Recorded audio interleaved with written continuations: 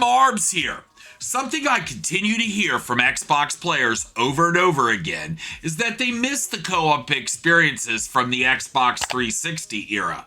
Games like Gears of War and Left 4 Dead, for example, have legendary levels of online co-op that many Xbox fans have fond memories of as some of the best experiences on their time on the Xbox 360 platform.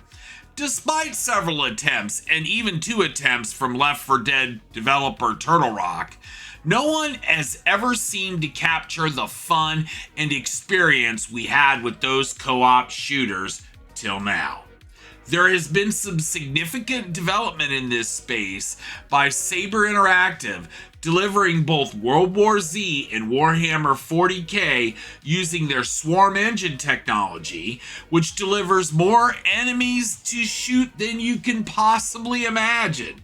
Now, Saber's going to try something a little different to recapture that co-op, chaotic fun vibe with their new game, John Carpenter's Toxic Commando for Xbox Series X.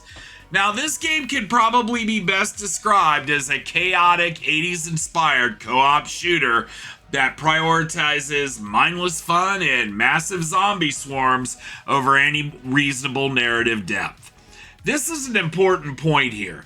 The story is meant to be a campy horror film, mindless fun, and that is the point of it, without taking itself seriously, while providing weapons in the game that feel heavy and impactful.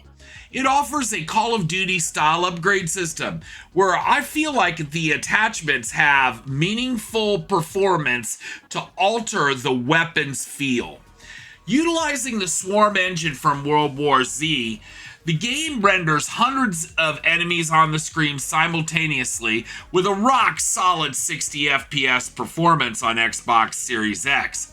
Now, the story itself centers around a team of, yes, that's right, toxic commandos that are hired to stop the Sludge God before he turns Earth into a wasteland. Like I said, it's not much on story here.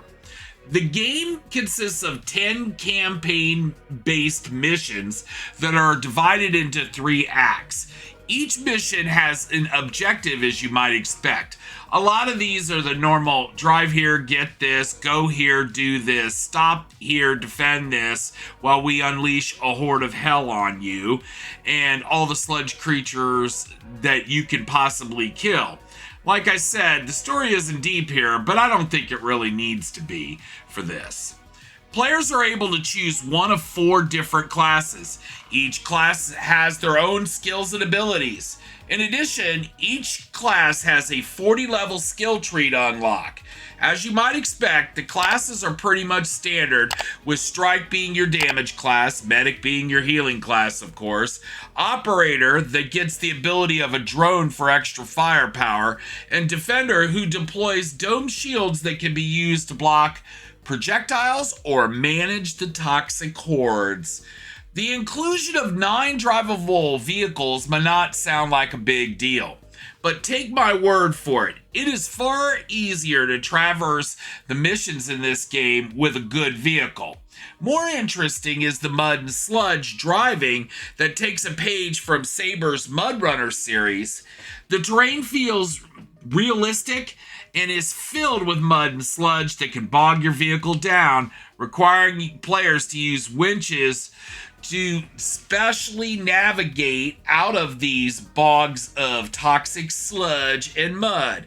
Now, in addition to this, the winch is necessary for some missions to open things or open areas. The creative use of the vehicles as more than just transportation in the game is really great. Just don't forget to bring a gas can.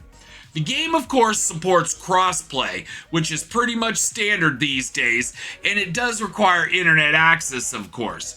Because like World War Z and Space Marine 2, what runs on the console is basically a client that connects to servers which host the gameplay.